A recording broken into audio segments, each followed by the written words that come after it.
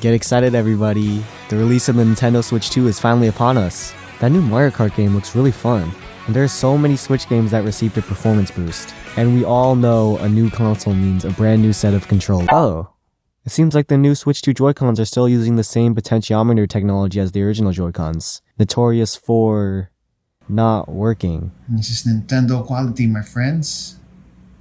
Fuck. Even worse, the new Nintendo Switch 2 Pro Controller is selling for more than the already expensive original Pro Controller, while still using the same drift-prone potentiometers, on top of it being way less repair-friendly. Not only did Nintendo hide the screws under the faceplate, but reassembling the controller means having to source and replace all of the adhesive. The battery is absurdly difficult to replace, requiring a full disassembly to even be able to see the battery cell. And just like the batteries, getting to the joysticks is a pain in the ass. The downside of these low-profile sticks is that it seems they have a higher propensity to fail sooner and more often than the larger pots we've seen in standard controllers. With these controllers, it's not really a question of if, but when. Does anyone remember when Apple got in hot water for slowing down old phones? It was this whole thing, and they explained it as a way to protect the battery. Now, I can't truly know whether or not Apple is lying about why they slow down their phones, but having some understanding of how batteries degrade over time, their excuse does seem to have some semblance of plausibility.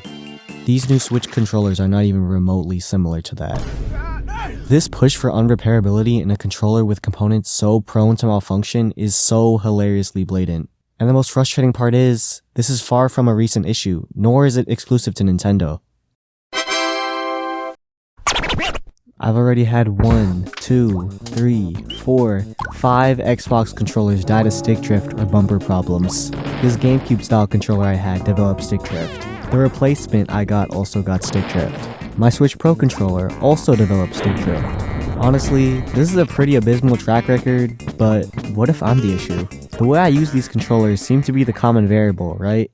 Well, after my Pro Controller died, I swapped its motherboard with a custom one that replaced the potentiometers with Hall effect sticks. The original Switch Pro Controller wasn't perfect, but I at least could commend it for being easy to service when my stick did eventually start failing.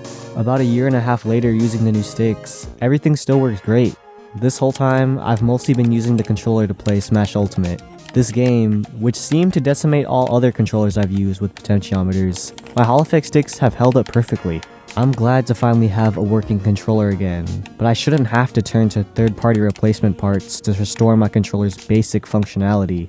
I'm not here to say I expect my controllers to last for centuries, or that Hall effect and TMR sticks aren't susceptible to their own types of degradation, but when you have this technology that drastically improves the lifespan of a controller with no downside, I see no other reason these major game companies aren't implementing it other than corporate greed. This technology isn't even that new either. Hall effect sticks were used in the Dreamcast in 1998. I also find Nintendo's Joy-Con repair program kind of insulting and disingenuous. Aside from it literally not addressing the root cause of drift at all, I feel like all this program does is introduce another layer of friction. Sure, you could hassle with customer support and wait 2 to 3 weeks to get your Joy-Cons back, or you could just decide to not deal with any of that and get yourself a new pair of Joy-Cons that same day. I hate knowing that there's probably some kid out there reliving what I experienced. What if they have no idea Nintendo's repair program exists, or they're on another console where this type of service isn't offered? When their controller breaks, they're gonna walk into the store, see the first party offering on the shelf, and potentially repeat this cycle all over again. I know I might be coming across as a bit spiteful in this video, but I've just been burned too many times as a consequence of corporate greed. It sucks because as someone who just likes video game controllers, I'm still excited about things like smoother sticks or small changes to the ergonomics. I still think first-party controllers have the best build quality compared to third-party alternatives. It's just that these same first parties refuse to make this one change. They would rather render their entire product useless just to make people buy it over and over again. What do I think you should do after watching this? I don't really want to lecture anyone on how to spend their money, but I will say people who resonated with this video should definitely look into third-party alternatives with more reliable components. I think it's pretty cool how a lot of these alternatives today actually seem to be better for most people compared to first-party options, while still being cheaper. At the end of the day, I can also acknowledge that many haven't experienced stick drift. I'm not trying to make anyone feel bad for buying these controllers. All I ask is that if your controller does start failing, take advantage of that free repair program.